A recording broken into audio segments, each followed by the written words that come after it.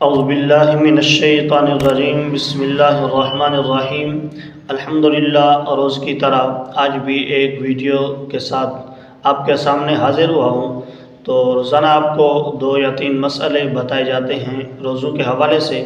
آج بھی 2 مسئلے لے کر آیا ہوں جو کہ روزے کے حوالے سے ہیں۔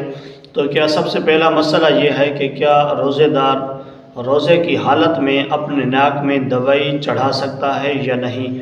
تو اس مسئلے کو دور مختار کے اندر پیش کیا گیا ہے اور بیان کیا گیا ہے۔ تو علماء لکھتے ہیں کہ روزے کے دوران روزے دار روزے کی حالت میں ناک میں دوائی نہیں چڑھا سکتا، کیونکہ اس سے روزہ ٹوٹ جاتا ہے۔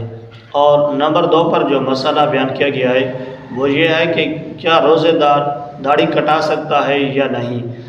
داڑھی کٹانے سے روزہ ٹوٹتا ہے یا نہیں ٹوٹتا؟ تو اس کو بہار شریعت کے اندر علماء نے وضاحت کے ساتھ بیان کیا ہے کہ داڑھی کٹوانا اور جب سنت سے کم داڑھی ہو پھر بھی اس کو کٹانا اور داڑھی کو مڈوانا یہ حرام ہے اور فسق کام ہے۔ تو فسق والا کام ہے۔ تو علماء لکھتے ہیں کہ اس کو حرام کام جب روزے دار کرے گا تو اس کے روزے کی جو نورانیت ہے، جو روزے کا اصل مقصد ہے، وہ ختم ہو جائے گا۔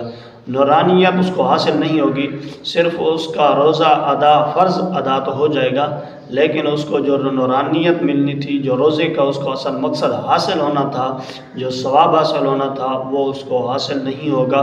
اس کو جو روزے کے اندر روحانیت نورانیت مل جاتی ہے وہ اس کی ختم ہو جاتی ہے۔